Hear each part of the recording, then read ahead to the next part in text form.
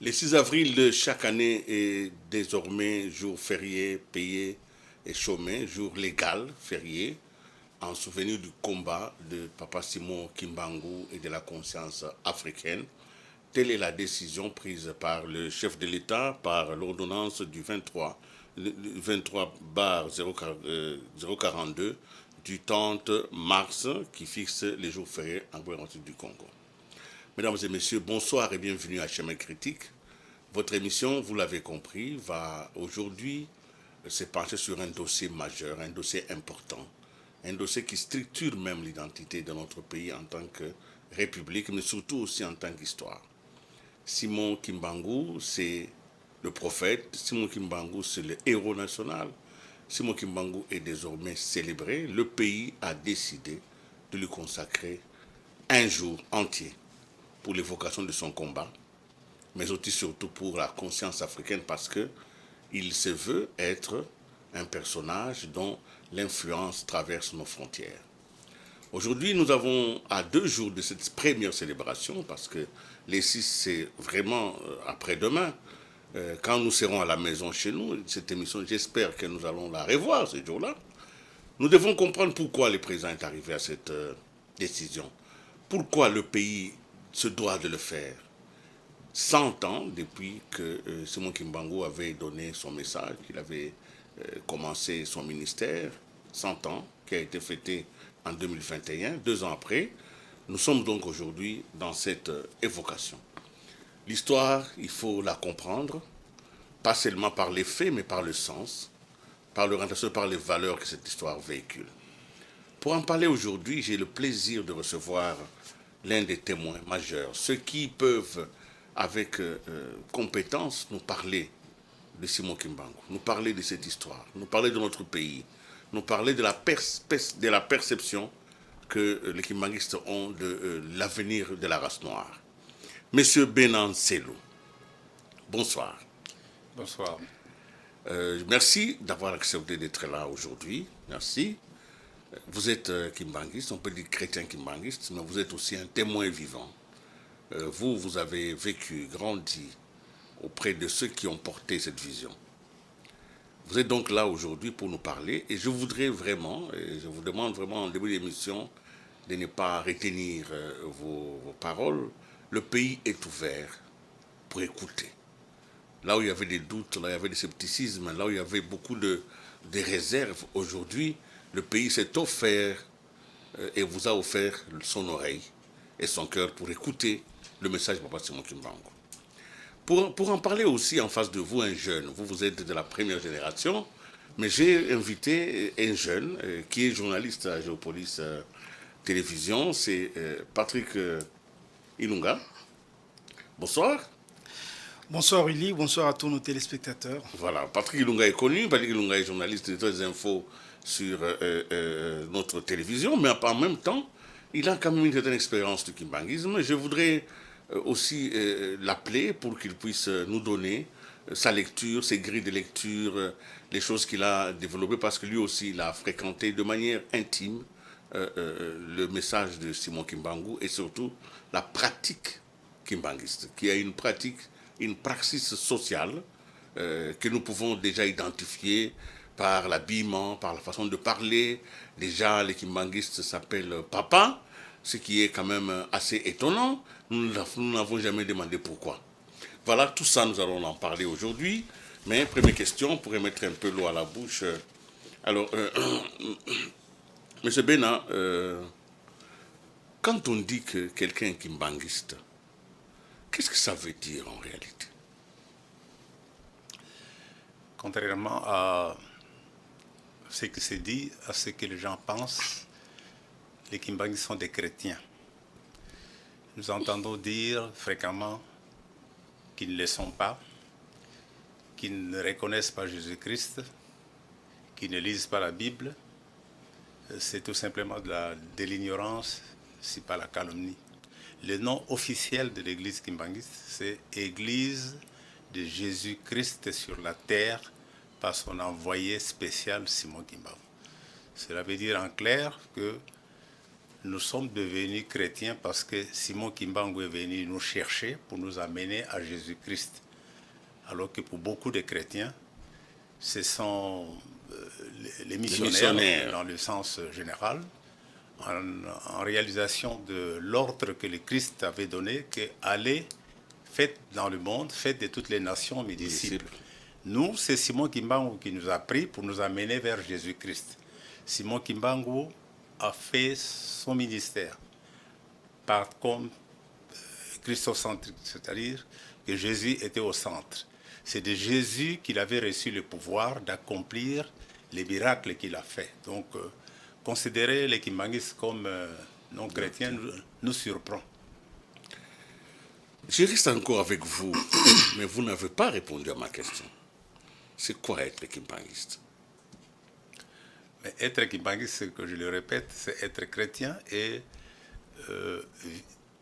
faire l'effort qu'il faut pour mériter la qualité des chrétiens. C'est-à-dire vivre dans sa vie de tous les jours conformément à l'enseignement que Jésus-Christ a donné. Alors, aujourd'hui, vous avez vécu, vous êtes là aujourd'hui. Pensiez-vous dans votre vie que un jour, vous vivrez cette reconnaissance par la plus haute autorité du pays en signant une ordonnance et en mettant le 6 avril comme jour férié, alors que Simon Kimbangu a été un proscrit de la société? Vous pensez vivre ça un jour? Oui, nous le croyons. Mais il faut avouer que c'est le résultat de 60 ans, de plus de 60 ans d'efforts. Parce que cette démarche a été entreprise par son éminence Nyangenda lorsqu'il était à la tête de l'Église, quand il était en vie, depuis les années 60. Et c'est avec beaucoup d'émotion que nous vivons cet événement historique. Parce que c'est le résultat d'une démarche qui a commencé depuis 60 et qui n'a abouti que maintenant. Alors, Patrick Ilunga, est-ce que c'est un calcul politique ou est-ce que c'est une justice? La décision du président de faire de la journée du 6 avril une journée fériée. Merci Willy. D'abord, je suis très ému de me retrouver devant Papa Benansilo aujourd'hui. C'est des noms que j'entends depuis presque 30 ans, depuis très très jeune. Et me retrouver aujourd'hui sur un plateau de télévision parlant du kimbanguisme, pour moi, c'est un grand jour. Voilà, ceux qui pensent que le président a fait un calcul politique, c'est juste un raccourci qui ne mérite pas... on ne peut même pas dire ça, vu que depuis l'histoire, on va remonter peut-être au président Joseph Mobutu, qui a été dans le cercle de pouvoir depuis les années 60. La reconnaissance de kimbanguiste, il y a tous les présidents, à part peut-être le président Laurent Désiré Kabila, qui n'a pas eu beaucoup de temps pour asseoir les choses, mais tous les présidents ont reconnu le combat des kimbanguistes. Et aujourd'hui, voyager à travers le Congo, vous verrez que le kimbanguiste, au-delà du message, c'est un combat qui va dans le social, qui va partout dans tout le corps de la République démocratique du Congo. Donc, le message lui-même avait déjà, on va dire, un impact dans la société. Donc, le président ne pouvait pas faire autrement. Donc, il fallait un jour que ce jour arrive. Par exemple, je crois que c'est un processus, comme Papa Benancilo vient de le rappeler tout à l'heure. Mais le processus lui-même avait déjà commencé. Je crois qu'en 2011, c'était déjà un grand jour, lorsque le président Kabila, en tout cas sous le pouvoir du président Kabila, le procès, parce qu'il faut dire, vous l'avez dit tout à l'heure, Papa Simon Kimbangu était mort comme quelqu'un de banni dans la société. Mais le fait qu'en 2011, à Mbanza-Ngungu, parce qu'il avait été condamné à Mbanza-Ngungu en 1921, et que, je crois, 70 ans plus tard, ou bien 90 ans plus tard, en 2011, que ce procès soit révisité pour qu'il soit réhabilité, c'était déjà un processus. Et aujourd'hui, je crois que le président a eu vraiment une inspiration pour que ça soit un aboutissement, pour que le Congo rende justice à l'un de ces héros de ce XXe siècle. Alors, le président Félix-Antoine Tshisekedi a décidé de le faire, en tout cas hier, et à partir d'après-demain. Nous serons donc un jour férié, mais ça doit être un jour de conscience, un jour de réflexion. Ce n'est pas un jour pour nous amuser et rester inconscient. Mais il y a 2 ans déjà qu'il était en Kamba, qu'il était devant les Kimbanguistes, où il a prononcé un discours, dans lequel discours il avait fait cette promesse. Nous allons revenir un peu sur ces discours et écouter le chef de l'État.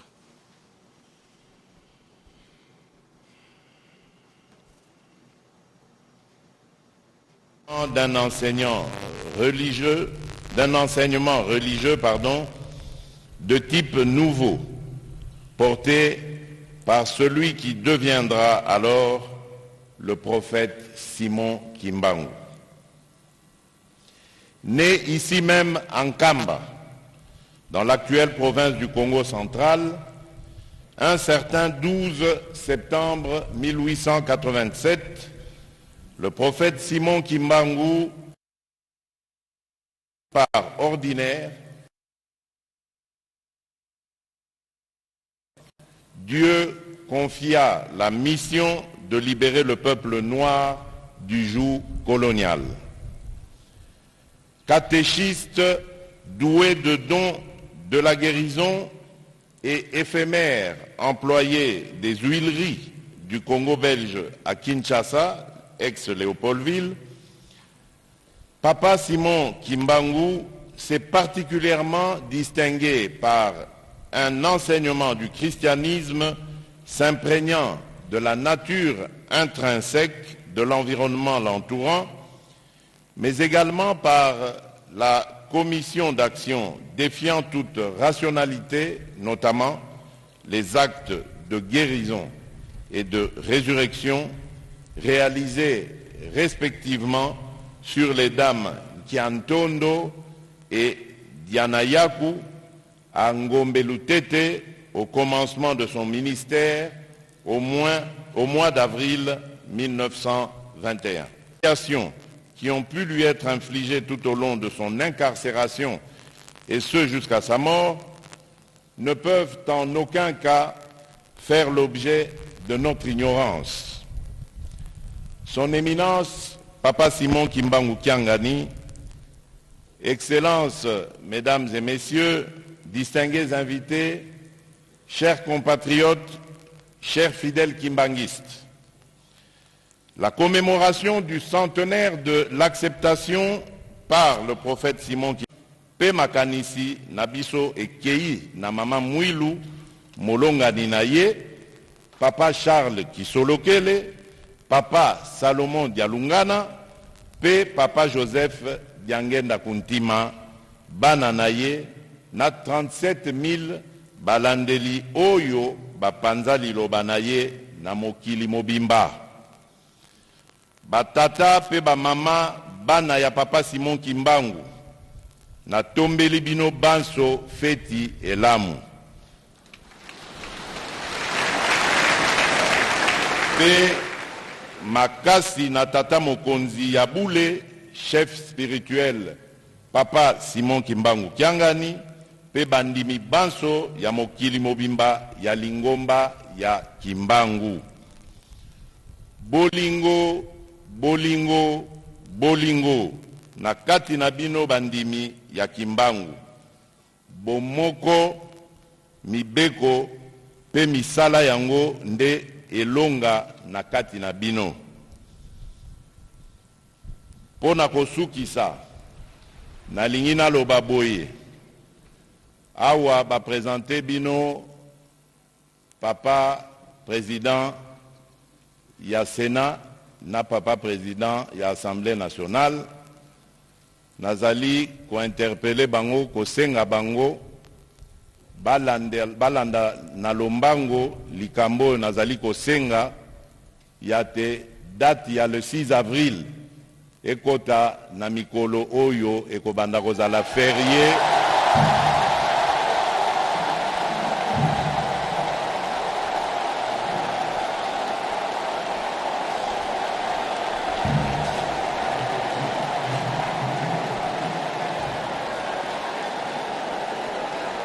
nasengi na bango batala na ba représentant ya peuple ndenge tokoki kokomisa date ya le 6 avril journée fériée et chômée.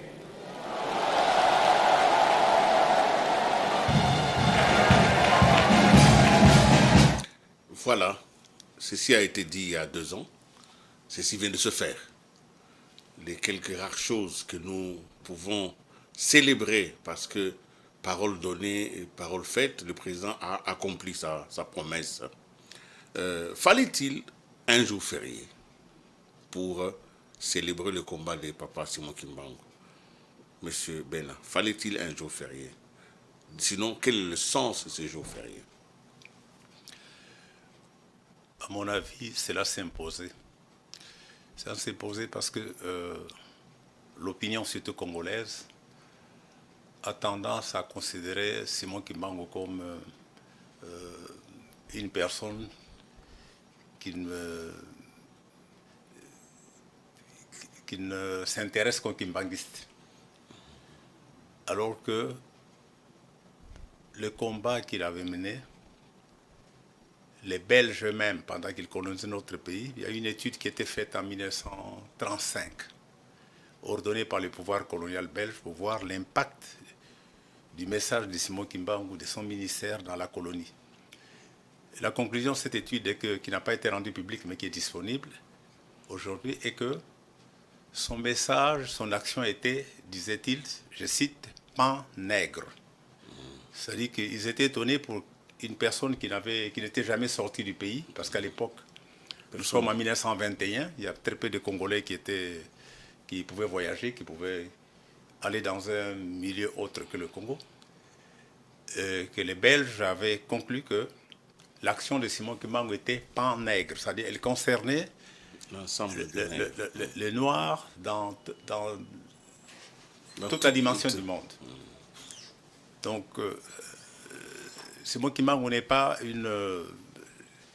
quelque chose qui ne concerne que les kimbanguistes en tant que fidèles. Mais d'abord, la race noire dans l'ensemble, mais aussi l'humanité. Parce qu'il s'est levé contre l'oppression, la domination des peuples par d'autres peuples. Donc, je crois que... Vous gardez encore la parole parce que quand on rentre aux origines, on se rend compte que Simon Kimbangu n'a eu son ministère public que pendant très peu de temps. Peut-être quelques semaines. 60 jours. 60 jours. Il a enseigné pendant 60 jours et on l'a arrêté. Stop.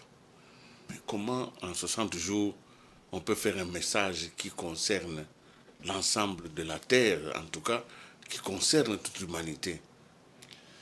Qu'est-ce qu'il y a eu? Qu'est-ce qui a fait que ce message-là ait pu avoir une telle puissance qu'il a fait même moins de temps que Jésus-Christ? Jésus a fait au moins 3 ans de ministère public. C'est moi qui m'en fait 2 mois.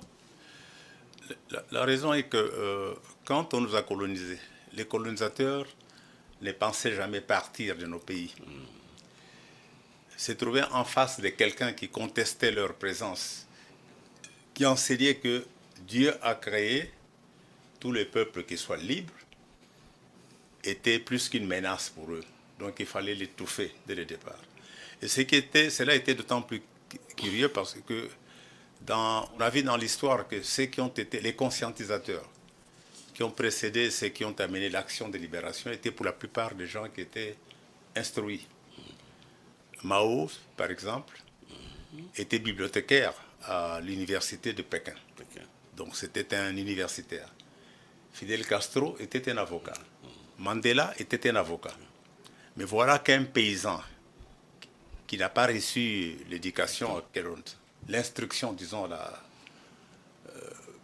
à laquelle on pouvait s'attendre, pose le problème du devenir des populations qui étaient colonisées. Il fallait donc l'étouffer rapidement pour que cela ne fasse pas tache d'huile. Alors, nous allons quand même aller découvrir Simon Kimbangu, papa Simon Kimbangu, dans un petit document que nous avons emprunté à nos confrères qui nous présente un peu. Vous allez nous dire après si ça correspond à peu près à l'idée que vous vous en faites. Suivons, qui est Simon Kimbangu? Abonnez-vous à la chaîne La méchanceté des Blancs envers les Noirs. Qui est Simon Kimbangu? Né en 1887, son premier miracle, la résurrection d'une fille le 6 avril 1921. Après une série de miracles, il est arrêté le 12 septembre 1921 avec la complicité de l'Église. Il est condamné à mort mais ne pouvant mourir car indestructible, il passa 30 ans en prison. Le 10 septembre 1921, avant son arrestation, fit une prophétie. Le noir sera blanc et le blanc sera noir, les guerres persisteront, le Congo et l'Afrique seront libérés. Les décennies qui suivront la libération seront terribles. Les premiers gouvernants africains travailleront au bénéfice du blanc. Ils entraîneront sur le conseil du blanc les populations aux guerres entre elles. La misère s'installera. Beaucoup de jeunes quitteront l'Afrique chercher le bien-être au pays du blanc. Il faudra un certain temps pour que l'homme noir acquiert sa maturité spirituelle. Celle-ci permettra d'avoir son indépendance matérielle. Alors s'accomplira la troisième étape, la naissance d'un grand roi divin. Il viendra avec ses trois pouvoirs. Spirituel, scientifique, politique. Je serai moi-même le représentant de ce roi. Kimbangu a prédit la Deuxième Guerre mondiale. Les indépendances. Les dictateurs africains qui ont travaillé pour l'Occident, Bongo, Mobutu, etc. Les guerres civiles, la famine, la mort des vrais leaders africains, Sankara, Lumumba, etc. Il a prophétisé pour l'Afrique et le royaume Congo, à rez-de-chaussée, Angola, Brazza, Gabon, Cameroun. Kimbangu a été tué plusieurs fois après sa sentence mais revenait toujours à la vie ainsi en la. Trempe dans l'acide au fond d'un fût soudé et jeté au fond d'un fleuve, il est sorti de l'eau intact. Fusillé sur le champ, il ne mourut pas. Attaché à une pierre et jeté dans l'eau, il sortit du fleuve Congo. Durant ses 30 ans de prison, Kimbangu a été vu dans plusieurs villes du Congo en Afrique et même en Europe. Des rapports disent qu'on l'a arrêté à 5 endroits différents. 5 Kimbangu ont été rassemblés dans la même cellule, au même moment. Un jour après sa mort, il est venu à la cérémonie des Belges qui célébraient sa mort. 9 mois après sa mort, il est resté pendant 8 jours avec ses fidèles avant de remonter au ciel dans une boule de feu. Voilà, merci. Merci. Ils m'ont surpris avec cette image. Et, évidemment, quand on suit ces éléments, vous allez vous compléter avec Patrick, on se rend compte qu'il y a un peu de la fabulation, hein, on se rend compte quand même qu'il y a des choses que l'on construit. Qu'est-ce qui s'est réellement passé? Qui était vraiment Simon Kimbangu? Quand vous suivez, on vous dit, voilà, on l'a jeté, il n'est pas mort, etc. Tout ça s'est passé comment? Qu'est-ce que vous en savez? Bien d'abord lui-même, comment il se définissait. Lors du procès qu'on a fait contre lui en 1921, le juge qui l'a interrogé, parce que les procès-verbaux sont disponibles, lui ont posé la question lui-même, qui êtes-vous? Êtes-vous le sauveur? Êtes-vous le prophète? Etc. Sa réponse était que non. Moi je suis l'envoyé. Le nom prophète, l'étiquette prophète lui a été collée par les interrogateurs. Mais lui-même se définissait comme envoyé. Il disait que j'ai été envoyé par Jésus-Christ pour accomplir la mission que j'effectue. Et pour nous, nous faisons le pont, pour nous Kimbanguistes, je veux dire, entre ce qui est écrit dans la Bible que je vous enverrai. Si je vais auprès du Père, je vous enverrai le Consolateur. Le paraclet. qui vous parlera de moi, qui fera davantage. Donc pour nous, Simon Kimbangu, il n'y a pas de doute, il n'y a pas de honte à le dire, parce que ça correspond à ce que nous pensons. C'est lui, le paraclet dont Jésus-Christ a parlé. Nous allons aborder la question spirituelle tout à l'heure, mais allons d'abord dans les faits, parce que on parle des miracles, on parle de beaucoup de choses. Il avait un pouvoir surnaturel. Qu'est-ce que nous pouvons retenir de tout ça? Comment faire la distinction entre la légende et la vérité? Quels sont les faits établis en ce qui concerne les dons qu'il avait? Il ne s'agit pas de légende. Nous n'avons pas écrit l'histoire. Il n'y a qu'à lire les documents belges. Lorsqu'il a commencé son ministère, les Belges ont envoyé Georges Léon Morel, qui était un administrateur du territoire, qui est parti de Mbanzangungu pour aller faire une enquête sur Simon Kimbangu, voir ce qui s'est passé en Kamba. Il le rapporte clairement dans le rapport qu'il a fait, qu'il a vu s'accomplir, il a vu Simon Kimbangu opérer des miracles qui s'est déroulé sous ses yeux. Mais il n'y a pas que lui.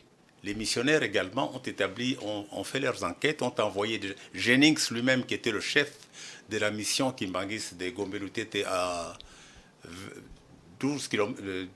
18 km à peu près d'Nkamba, s'est rendu personnellement en Kamba. Et il a assisté au miracle que Simon Kimbangu ferait. Donc il ne s'agit pas de documents kimbanguistes, c'est des documents établis par des Belges qui sont disponibles un peu partout dans le monde, même à la bibliothèque du Congrès aux États-Unis. Et quels sont les miracles accomplis qui ont été, en tout cas, archivés? Le plus célèbre de ces miracles était la résurrection de la jeune fille qui s'appelait Dina.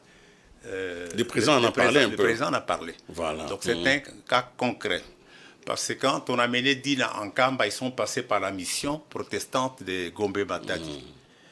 Et le lendemain, lorsqu'il est retourné, quand Jennings, le missionnaire principal, s'est rendu en Kamba, il a reconnu la fille Dina qui avait été ressuscitée, qui était passée comme cadavre devant la mission. Donc ce sont des faits établis qui n'ont pas été écrits par des kimbanguistes. C'est ce qui fait notre force.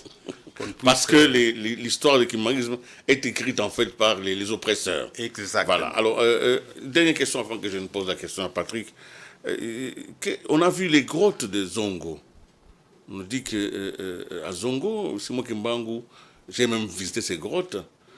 C'était quoi? Qu'est-ce qu'il faisait là-bas?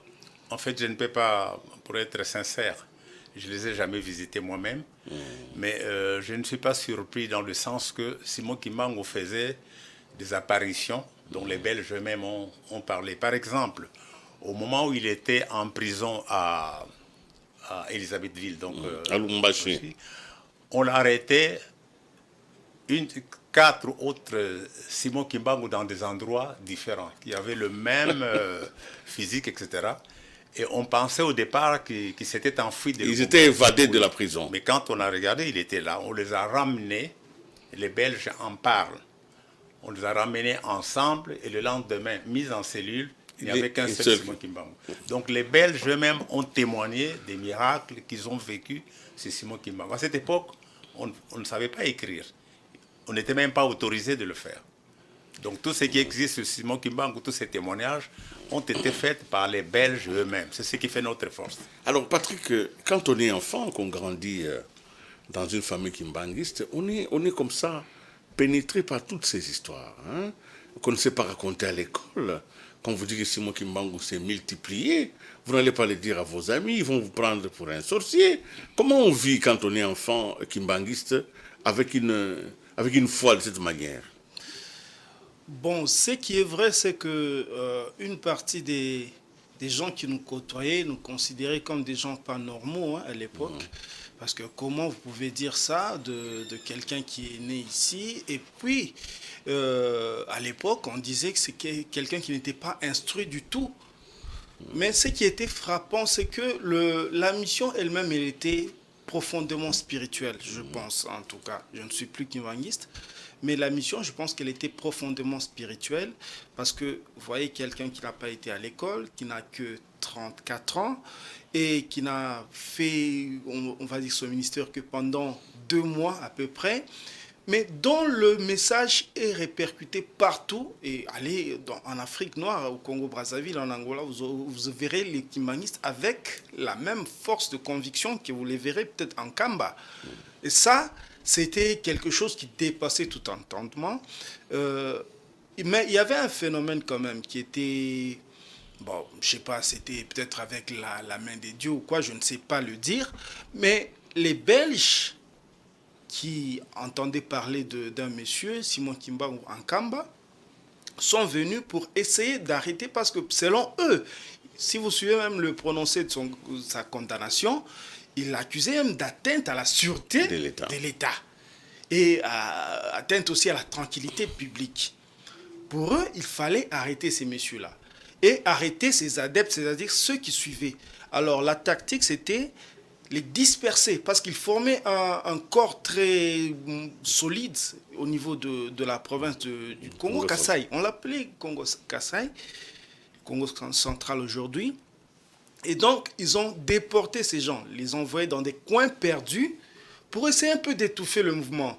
Mais qu'est-ce qui s'est passé? C'est que, apparemment, c'était un miracle, parce que ces gens qui étaient peut-être, qui ne parlaient pas forcément la langue des coins où on les avait déportés, mais ils ont fait essaimer donc le kimbanguisme partout, ce qui fait qu'en un rien de temps, le mouvement s'est généralisé dans tout le Congo et ça a pris une autre ampleur jusqu'à devenir un mouvement d'abord interdit à l'époque. Ça n'a été autorisé qu'en 1959. Vous me reprenez, Papa Benansil, si j'ai dit une chose inexacte, mais je crois que le mouvement a été autorisé seulement en 1959, mais entre-temps, c'était la clandestinité, mais cette clandestinité a porté une force incroyable.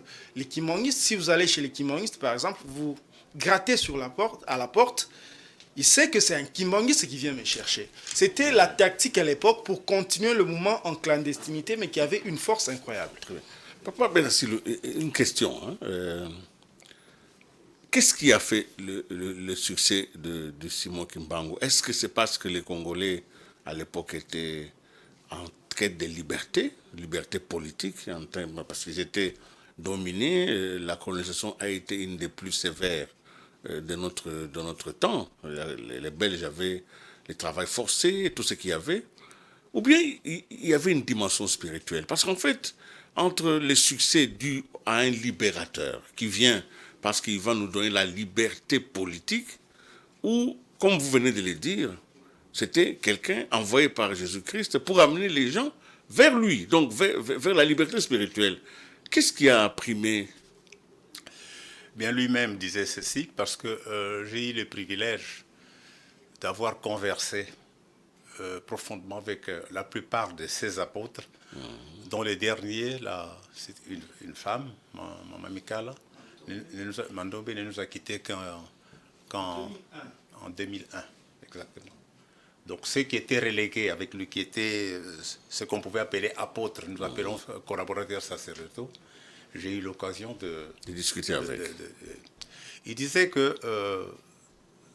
selon eux, disait que Simon Kimbangu leur avait dit qu'il était venu parce que, en accord avec la promesse qu'il avait faite aux Juifs, que le royaume des cieux vous sera retiré et donné à une nation qui en rendra le fruit. Parce que Dieu l'a envoyé, d'après son enseignement, je rapporte, il fallait commencer quelque part. Le Christ est arrivé en Palestine, mais il n'a pas été reçu les résultats qu'il a été crucifié. Maintenant, il a dit, le royaume des cieux vous sera enlevé, sera donné à une autre nation qui rendra le fruit.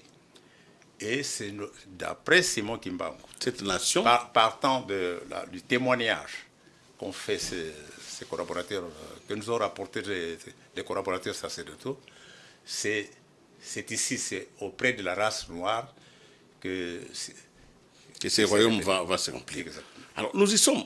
Évidemment, je sens souvent un peu de réticence pour affirmer ces choses absolues. Il faut le faire, il faut le dire. Donc, si je comprends bien, Simon Kimbangu, non seulement c'est une promesse pour la liberté politique, mais en même temps c'est un accomplissement de la volonté de Dieu. Alors, donc, à partir de ce moment-là, lui n'a pas écrit, même pas une ligne. On n'a en tout cas pas un livre écrit de sa main. Comment tout ce qu'il a enseigné, vous l'avez reproduit avec autant de certitude? Nous allons suivre tout à l'heure les testaments. On en a parlé un tout peu, mais l'élément n'était pas très bon. On y reviendra. Qui écoute? Qui prend témoignage? Il a fait 2 mois. Qui rend compte de tout ça? Aussi paradoxal que cela puisse être, il avait 2 secrétaires qui s'appelaient d'accord. Finangani et Nzungu, dont les écrits ont été arrachés par les Belges au moment de leur arrestation, mais sont devenus disponibles aujourd'hui. Donc, il y avait des gens qui écrivaient. Qui écrivaient. Ces d'accord. 2 secrétaires étaient Finangani et Nzungu. Et J'ai d'ailleurs connu un professeur qui était un Belge qui enseignait à l'université de Lobanium à l'époque, qui s'appelait Ray Makers, qui s'est spécialisé dans l'étude des documents qu'ils avaient raflés lors de l'arrestation de Simon Kimbangu Nkamba. pendant plus de 5 décennies, tous les pouvoirs politiques dans notre pays se sont d'une manière ou d'une autre positionnés par rapport au kimbanguisme, parce qu'en réalité, on pense que Kimbangu, en tant que prophète, en tant qu'envoyé de Dieu, avait une vision sur le devenir de cette nation. Et qu'il aurait vu la succession des chefs d'État, des régimes. Et d'ailleurs, la plupart des gens en parlent.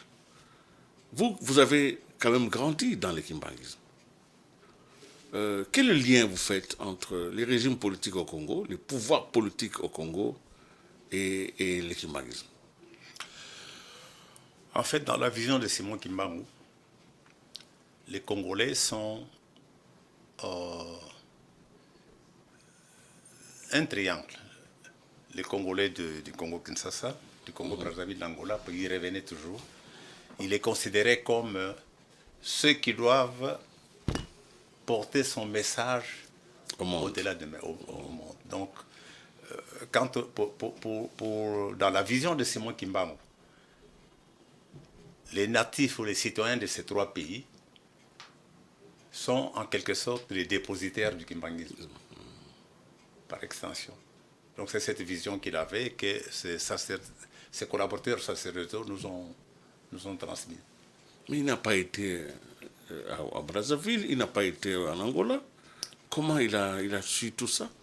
Les gens qui venaient lorsqu'il a commencé son ministère, les gens sont venus de partout. Du Congo-Brazzaville, du nord de l'Angola en particulier, se sont déversés en masse en Kamba pour voir ce qui se passait. Et lorsqu'ils sont repartis chez eux, ils ont transmis ce qu'ils ont vu, ce qu'ils ont vécu en Kamba. Nous allons suivre, nous allons revenir, hein, parce qu'on a déjà commencé à suivre ça.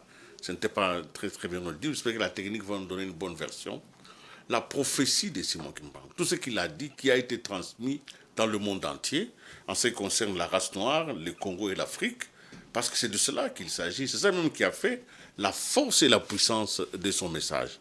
Nous allons encore demander à la régie de nous donner quelques minutes de cette prophétie et nous allons la décortiquer ici. Les autorités gouvernementales, coloniales, vont imposer à ma personne physique un très long silence, mais elles ne parviendront jamais à détruire l'œuvre que j'ai accomplie, car elle vient de notre Dieu, le Père. Certes, ma personne physique sera soumise à l'humiliation et à la souffrance, mais ma personne spirituelle se mettra au combat contre les injustices semées par les peuples du monde des ténèbres qui sont venus nous coloniser. Car j'ai été envoyé pour libérer les peuples du Congo et la race noire mondiale.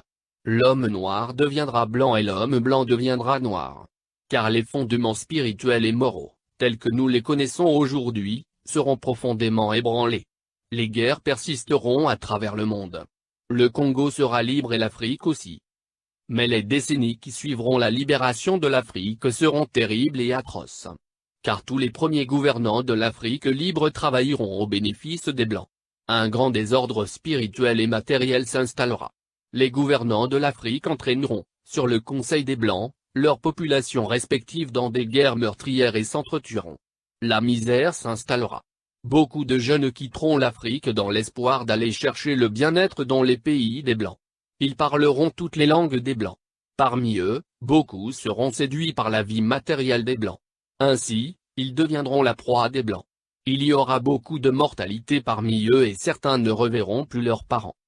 Il faudra une longue période pour que l'homme noir acquiert sa maturité spirituelle. Celle-ci lui permettra d'acquérir son indépendance matérielle. Alors s'accomplira la troisième étape. Dans celle-ci naîtra un grand roi divin. Il viendra avec ses trois pouvoirs, pouvoir spirituel, pouvoir scientifique et pouvoir politique. Je serai moi-même le représentant de ce roi. Je liquiderai l'humiliation que, depuis les temps les plus reculés, l'on a cessé d'infliger aux Noirs.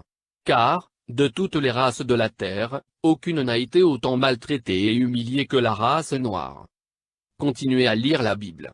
À travers ces écrits, vous arriverez à discerner les actes de ceux qui sont venus vous apporter ce livre et les écrits ou principes moraux contenus dans ce livre. Il faut qu'un voleur soit saisi avec l'objet qu'il a volé. Nous aurons notre propre livre sacré, dans lequel sont écrites des choses cachées pour la race noire et le peuple du Congo. Un instructeur viendra avant mon retour pour écrire ce livre et préparer l'arrivée du roi. Il sera combattu par la génération de son temps, mais petit à petit, beaucoup de gens comprendront et suivront son enseignement. Car sans cet enseignant, qui préparera les peuples Congo? Car l'arrivée du roi sera très meurtrière et sans pardon. Alors, il faut que les peuples du Congo soient instruits avant cet événement. Vous ne savez pas encore ce que c'est qu'une guerre spirituelle. Quand les peuples Congo commenceront à se libérer, tout pays qui osera attaquer le Congo sera englouti sous les eaux. Vous ne connaissez pas encore la puissance de ceux qui sont envoyés par le Père Tout-Puissant. À quoi sert à l'homme de s'attaquer à Dieu si, le jour de sa mort, même s'il avait beaucoup de biens matériels, il n'a même pas le temps d'arranger son doigt? Vous ne savez pas de quoi est faite votre vie et pourquoi vous vivez. Car, exister physiquement c'est apparaître comme presque rien. Pourquoi tuer son prochain et espérer rester en vie, et pour combien de temps? Dieu n'est pas le temps, ni l'espace. Il est un tout dans le tout. La génération du Congo perdra tout. Elle sera embrouillée par des enseignements et des principes moraux pervers du monde européen. Elle ne connaîtra plus les principes maritaux de ses ancêtres. Elle ignorera sa langue maternelle. Alors je vous exhorte à ne pas négliger ni mépriser vos langues maternelles. Il faut les enseigner à vos enfants et à vos petits-enfants. Car viendra un temps où les langues des Blancs seront oubliées. Dieu le Père a donné à chaque groupe humain une langue qui sert comme d'une alliance de communication. Voilà, je voudrais, pour ceux qui nous rejoignent, que nous sommes ici à Chemin Critique, nous évoquons la vie de ces grands personnages. Simon Kimbangu, qui vient en tout cas d'être reconnu de manière indiscutable par la République avec l'ordonnance présidentielle. Mon invité, M. Benancelou, quelle est l'authenticité de ce testament? Parce que c'est très bien écrit, hein? Quand vous lisez, vous suivez, il y a une certaine cohérence. Est-ce que c'est effectivement le testament de Simon Kimbangu ou bien c'est une construction de vous, les fidèles, plus tard, pour se donner un peu de force? Je vais vous surprendre. Je dois dire la vérité. Ce testament, dans le fond, est vrai, mais il a été tiré sur les bords. Il y a eu 2 mois à peu près, j'ai fait une mise au point à propos de ce testament. Le gros de la déclaration que nous venons de suivre était le message qu'il a donné à Mbanza Nsanda, un jour avant son arrêt, avant qu'il ne se rende en Kamba. Ça s'est passé exactement le samedi 10 septembre 1921. Mais la déclaration telle que je viens de l'entendre a été tirée sur les bords parce que, vous voyez le livre ici, malheureusement ici sur le plateau c'est la version anglaise, c'est le livre écrit par son éminence Dianguenda. Et lorsqu'il dictait ce livre, il m'a envoyé toujours rencontrer les collaborateurs sacerdotaux de Simon Kimbangu. À chaque étape de la dictée de ces livres-là. Et j'ai été vérifié auprès de Ceux qui étaient là. ceux qui étaient là, qui n'ont pas donné la version telle que nous venons de l'entendre, qu'un roi qui viendra, etc. Le fond est correct, mais il a été Il tiré. y a quand même eu un peu de calcul. Hein? Il a été tiré sur les bords. C'est bien de le... Et ceux qui ont publié la version que nous venons d'entendre n'ont même pas signé. Donc on ne connaît pas la signature de ceux qui l'ont fait, mais personnellement, j'ai eu à prendre position contre la déclaration telle qu'elle est apparue. Alors maintenant, c'est comme une déclaration vous avez reconnu qu'il y a un certain fond qui est exact. La phrase l'homme noir deviendra blanc, ça je crois que c'est véritable. Alors, quelles sont les prophéties à ce jour de Simon Kimbangu qui se sont accomplies? Mais par exemple, l'état du monde, il en a parlé en disant que dans les temps qui viendront,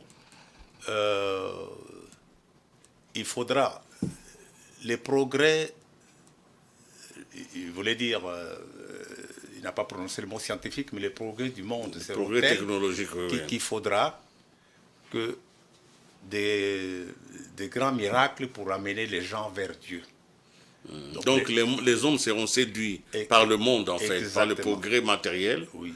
Le monde connaîtra des difficultés. D'abord, la première des choses est que les peuples opprimés seront libres, c'est ce qui s'est accompli par les indépendances. Oui, par l'indépendance. Et puis ensuite, le monde connaîtra beaucoup de péripéties, beaucoup de troubles, beaucoup de développements, mais qui éloigneront les gens de Dieu. Et il faudra des grandes actions de la part des grands miracles de Dieu pour les ramener à lui. Donc, dans les grandes lignes, c'est cela. Exact.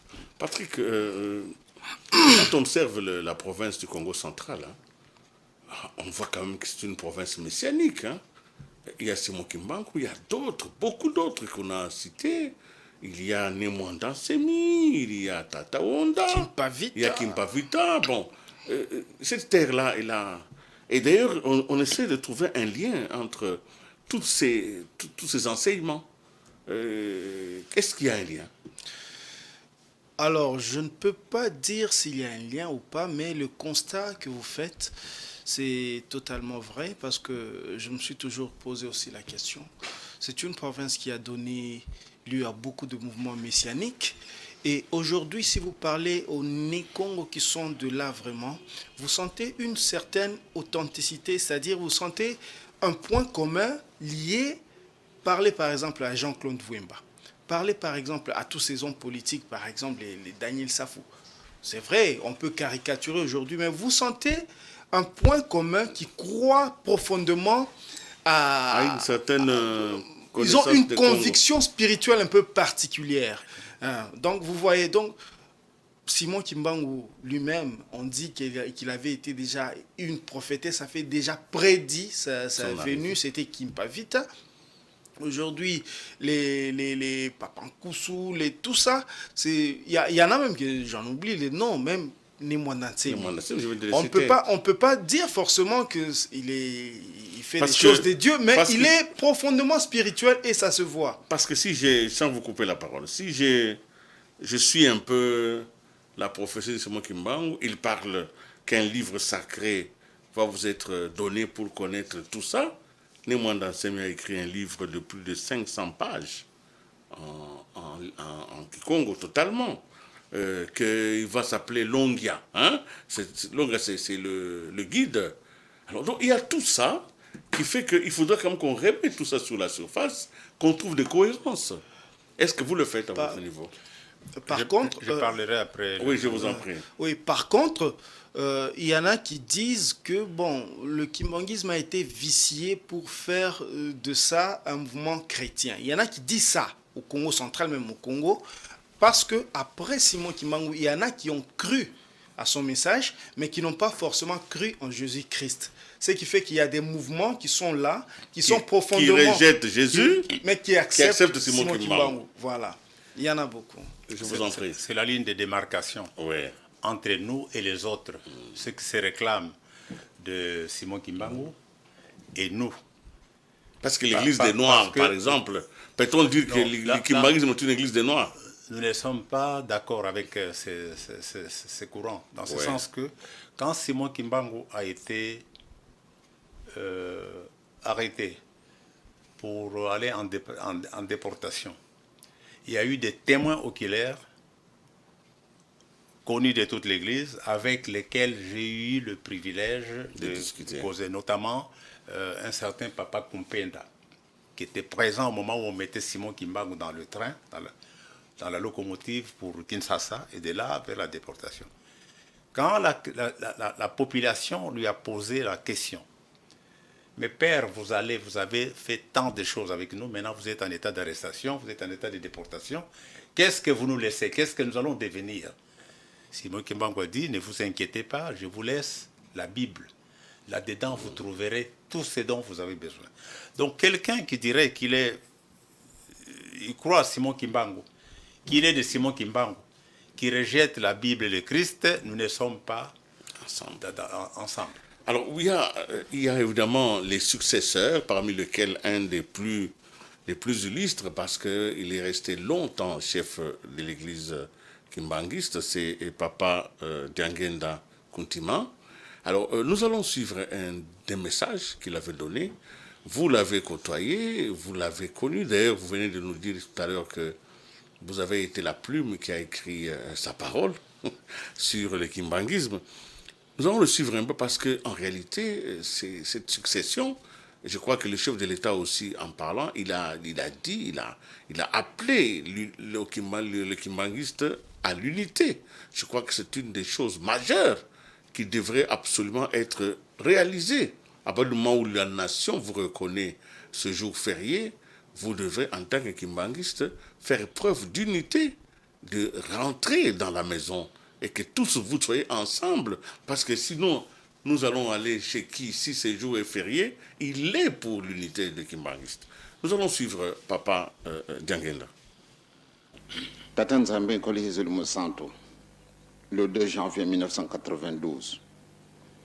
Le pesamani na batata na ba mama pote ba yako bimisa maluba oyo okanisi bwana biso.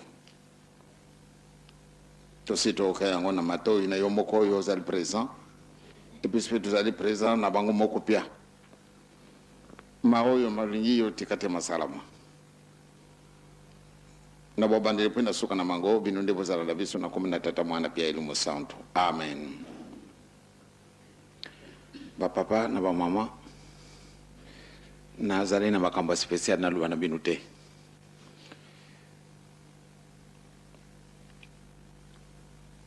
Na tangu kuya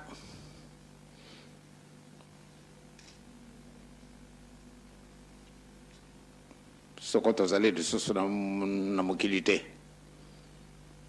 Pamba tetu zalo kuleka tu yaki mobembo. Soko bokotuna mais papa tangu alingaka kukufa alibaki nini? Botala kakamanso oyo na kulubaka na binu mukolo na mukolo. Lobina lobaki, mukolo mayenga na lobaki, mukolo nyonso tu na kulubaka. Maoyo na kulubaka yangona nde izali kangilo na biso. Bolingo mibeko misala.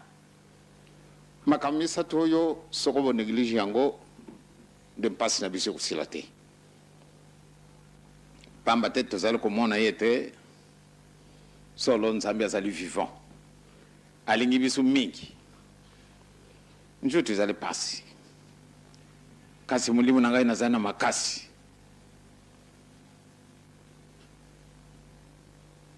Kasi na njutu moya kuvanda ezalite.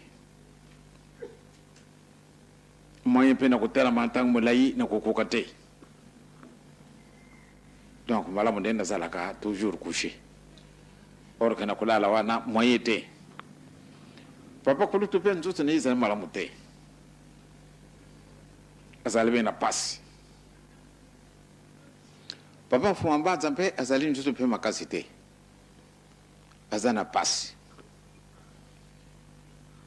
Est-ce que tango yo Nzambe yako animaki ete biso misatu malamu ndeto zana maladi.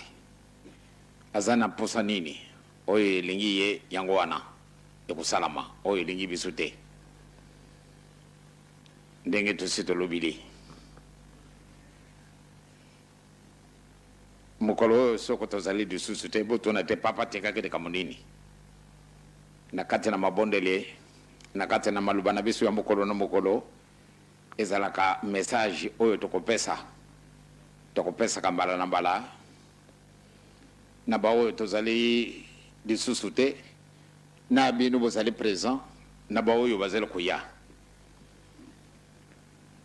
pamba te mokumba oyo ezali na biso ezali mokumba moko monene ya makasi yo na ngai tondimi nde tolanda tata Simoki Mbangu nzela na ye ezali na banzube ebele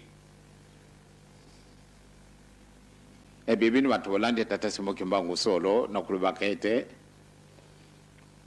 bozali ndenge mosusu pamba te nzela na biso ndenge yango eleki pasi na banzela yonso tu bakoseka yo esika nyonso kokenda soko baoki yo ozali kimbangisi bamona yo zoba et pourtant yo ozali zoba te oleki bato nyonso tu wana mayela na ntina nini omiponi ni nzela oyo okulanda mutu mwindo alungwa wapi sikasikawa nazali kolandaka ndenge nakuzalaka mwa ntango mosusu na mbeto nakulandaka mwa makambo ebele natali mutu mwindo esika nyonso tu azali kaka zéro. Et oui, c'était déjà, je crois, quelques temps avant son départ. C'était le 2 janvier 1992. Et il est mort à quelle date? Le 8 juillet 1992, la même année. La même année, mon Dieu. Donc c'était pratiquement un testament. Exact. Alors, donc si je comprends bien, Bolingo, Mibeko et Misala, hein, les testaments, c'est nous devons nous aimer, nous devons travailler et nous devons respecter les règles du jeu, la loi. Alors, évidemment, vous avez compris, vous deux, que aujourd'hui, si nous devons en faire un patrimoine, à quelles conditions cette journée ne doit pas être une journée de simples symboles, mais une journée qui peut impacter profondément notre nation. Comment faire pour que Simoki Mbangu, héros national, mais aujourd'hui, il est structurant de notre nation. Comment faire pour que le Congo puisse bénéficier de son apport? Nous devons, nous Kimbanguistes d'abord, nous remettre en cause et faire tout ce qui est à notre pouvoir, avec le concours de Dieu, que nous retrouvions notre unité.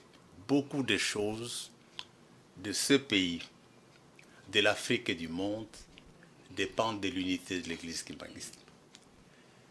Il y a le problème de l'Est que je peux citer en exemple. En 1990, j'avais accompagné son éminence Tianguenda à Luanda, où il avait été invité par le président dos Santos. Parce qu'il y avait des tensions entre le problème de l'unité entre le Zaïre à l'époque et l'Angola. Après l'entretien à la présidence, on avait fait un aller-retour. Le président nous avait envoyé un avion qui est venu nous chercher. Il est allé à Goma, où le président Mobutu séjournait pendant, il a fait 1 ou 2 mois là-bas, pour lui faire le compte rendu de l'entretien que nous avions eu avec Dos Santos. Avec Dos Santos. Et à cette occasion, déjà, le problème de l'Est s'est posé, mais il était en sourdine. À la paroisse Kimbangis de Goma, la paroisse principale, son éminence Nguyen a pris la parole pour répondre aux doléances des populations, des difficultés qu'ils avaient. Il avait dit ceci, en résumé, comme son père avait dit que les blancs deviendront les noirs, les blancs, etc. Il a dit, Goma, porte d'entrée, Goma, porte de sortie. Cela veut dire, et nous le disons sans réserve, que nous, Kimbanguistes, ne sommes pas inquiétés par ce qui se passe à l'Est. Nous sommes préoccupés, mais pas désespérés, parce que nous savons que quand Simoki Mbangu dit quelque chose, ça s'accomplit. Son éminence Nguyen a souligné qu'aucun centimètre carré, il parlait de termes de centimètre carré, de notre pays ne passera à une l'étranger. autre puissance. Et il a donné l'explication spirituelle. Il disait ceci, que lorsque Simon Kimbangu était arrêté, partait en déportation, l'itinéraire qu'il avait suivi était parti de l'actuelle province du Congo central, sur Kinshasa, le long du fleuve, il a traversé le Bandundu, l'Équateur, ce qui était la province orientale, le Kivu et le Katanga. En 60, il y a 2 provinces qui n'avaient pas parcouru, c'est le Kasaï occidental et oriental. Mais à l'époque, en 21, c'était une seule province, la province du Kasaï. En 60, lorsqu'on a exhumé son corps, l'itinéraire était Lubumbashi, Ilebo et Kinshasa. Donc, il a parcouru finalement. Il a bouclé, il a dit, cet itinéraire n'était pas dû au hasard. Il a bouclé. Au point que je reprends les propos de Papa Dianguinda, qu'aucune puissance au monde ne peut défaire. C'est que lui, il a scellé en fait. C'est qu'il a scellé. Je peux l'accompagner par un précédent. En 1900, qui n'est pas directement lié au sujet que nous traitons, mais pour appuyer ce qui vient de se passer, que certaines choses qui se passent dans le spirituel se matérialisent. Nous revenions du Canada, de l'Assemblée générale du Conseil œcuménique des Églises, dont nous étions membres. Arrivé à Bruxelles, son éminence Dianguinda, que j'avais accompagné, je faisais partie de sa délégation, nous nous sommes rendus à Bonn, où son fils, l'un des chefs spirituels agents aujourd'hui, Charles Dianguinda Kisolokele, était étudié. Et il lui a dit ceci, je suis témoin, que Charles, vous voyez ce mur de Berlin, vous voyez le mur? Je suis venu pour vous dire, je profite de ma présence ici pour vous dire que ce mur va s'écrouler dans quelques temps. Pour ceux qui ont vu le mur de Berlin, il faut être un peu, je ne sais pas comment, pour oser affirmer quelque chose de ce. Ceux qui ont vu le mur de Berlin, c'était impensable que ce mur-là puisse s'écrouler. C'était exactement au mois d'août 83. En 89, les murs s'étaient écroulés. Et c'est la même chose pour le Congo, pour notre pays. En dépit de tout ce qui se passe, ce que nous déplorons, pour nous, Kimbanguistes, nous sommes impatients parce que chaque jour qui passe, des gens meurent. Nous sommes sûrs et certains que ça va se faire. Alors, qu'est-ce que l'État congolais, et la question je la pose à Patrick aussi, et puis vous allez préparer tout à l'heure avant qu'on se sépare, qu'est-ce que l'État congolais peut faire pour favoriser l'unité des Kimbanguistes? Parce que par eux-mêmes, ils ne parviennent pas. Il faut dire que c'est quand même dommage l'image que les Kimbanguistes nous ont offert ces 20 dernières années.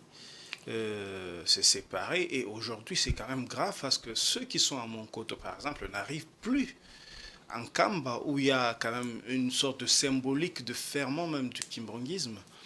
Mais je crois que si on va au-delà des yeux, je crois que la séparation peut être simplement physique, c'est-à-dire que dans le fond, les pratiques, les valeurs, même l'enseignement, même tout sont restés les mêmes, au-delà de tout. Je crois que le drame, peut-être, moi je le dis peut-être avec ma petite ignorance, mais je crois que le drame des Kimbanguistes, c'est de vouloir garder cet héritage spirituel entre les mains d'une seule famille. En réalité, le kimbanguisme n'est pas un patrimoine familial. À mon avis, ça dépasse le niveau familial. C'est aujourd'hui un patrimoine universel, même ça s'appelle Église universelle.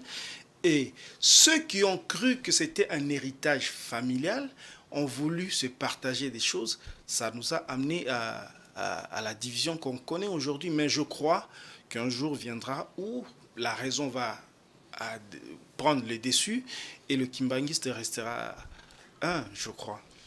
Je vais ajouter quelque chose. Je vous en prie. De façon catégorique, avec toute l'assurance, d'ici très peu de temps, le kimbanguisme va retrouver son unité. Et je serai heureux si Dieu me j'assiste à cet événement, de revenir sur le plateau ici pour dire, voilà ce que nous avons dit. Le processus spirituel de la réunification du kimbanguisme est en cours. Et d'ailleurs, aujourd'hui, avec la décision du chef de l'État, avec la posture de la République vous accepte en tant que le fondement, en tant qu'un seul enseignement. La République n'accepte pas des paroisses. La République accepte le kimbanguisme, accepte Simon Kimbangu. Donc si Simon Kimbangu s'est battu pour la conscience africaine, eh bien, que les Africains qui sont avec lui fassent d'abord preuve d'unité. Je crois que c'est une prière que nous pouvons aujourd'hui lancer et que tous les Congolais, où qu'ils soient, prient pour que l'unité des kimbanguistes soit accomplie très rapidement, afin que nous puissions tirer profit de tout ce qui a été donné. Merci donc vraiment de votre présence ici. Nous allons tout à l'heure nous séparer. Vous aurez encore un mot à dire, mais il y a quelque chose que j'aime bien chez les kimbanguistes. Non seulement regarder, si Simon Kimbangu n'a pas fait les études, c'est faux.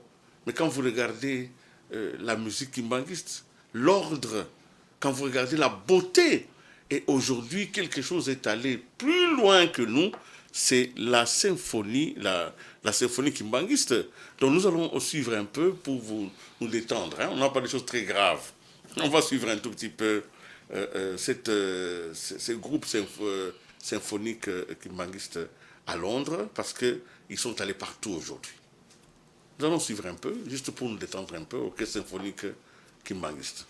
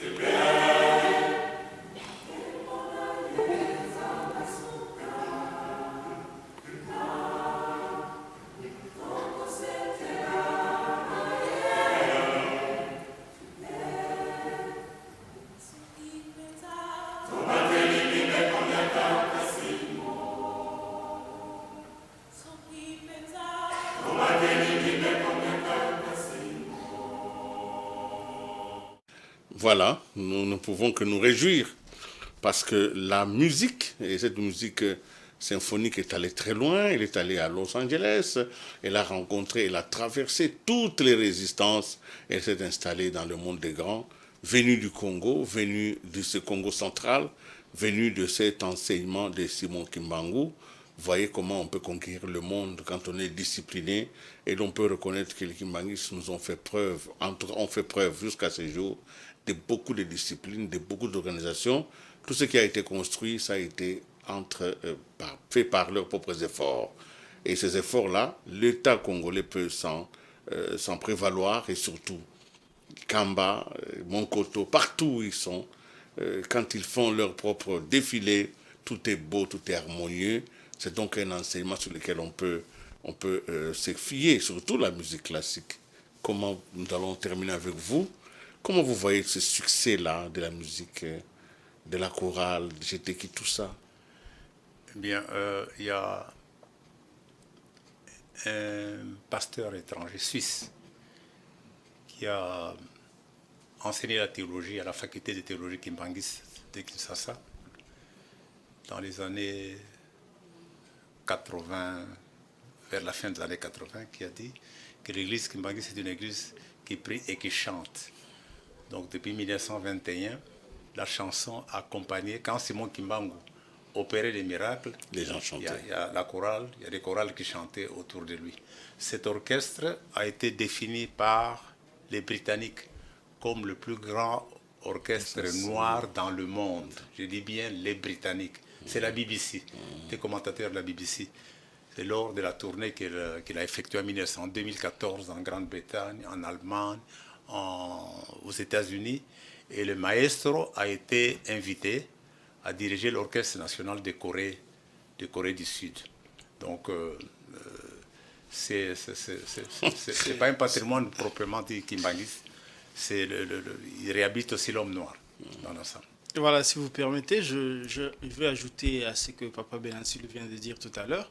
Et le créateur, bien l'animateur de cet orchestre, Papa Armand Bassolé Lidiangena, a été pilote. Il pilotait les avions.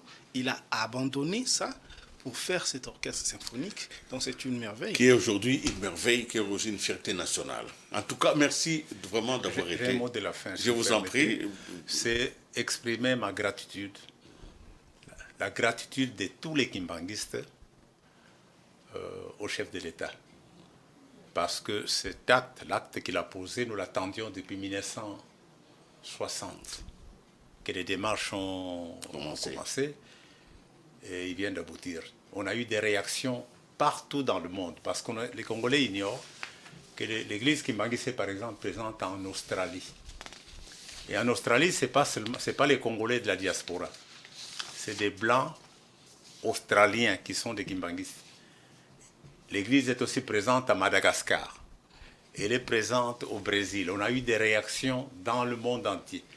Le 6 avril, c'est jour férié au Congo, mais fêté par les Kimbanguistes du monde entier. Donc, je profite de ma présence ici avec l'autorisation des hautes autorités de l'église kimbanguiste d'exprimer notre très grande reconnaissance au chef de l'État pour l'acte historique qu'il vient de poser. Merci, monsieur Benansilou. Merci vraiment beaucoup d'avoir été avec nous ce soir. C'est pour moi un grand honneur et une grande satisfaction de découvrir un si grand homme qui s'est enfermé dans une si grande simplicité. Merci d'avoir été là, surtout d'avoir partagé votre expérience. Je sens que vous avez des choses à dire. Merci aussi à Patrick qui n'a pas oublié ses premiers amours et qui est revenu un peu sur ça. Je voudrais donc dire à nos amis téléspectateurs que le kimbanguisme, nous sommes tous kimbanguistes parce que nous sommes tous des enfants de Simon Kimbangu, notre héros national. Nous l'avons accepté et lui, il a dit le travail, l'amour et la loi. Travaillons, respectons la loi, aimons-nous les uns les autres. Ce n'est que par le travail que l'on se libère. Et le travail dans notre pays, c'est de transformer les conditions des citoyens, mais dans l'amour. Merci de votre fidélité. C'est fini pour ce soir chez Mes Critiques. Nous espérons vous retrouver à une prochaine occasion. Mais en tout cas, d'ici le 6 avril, le jour de la fête, nous allons quand même aller visiter les différents coins où les kimbanguistes vont nous recevoir chez eux parce que maintenant, chez eux, c'est chez nous. Au revoir.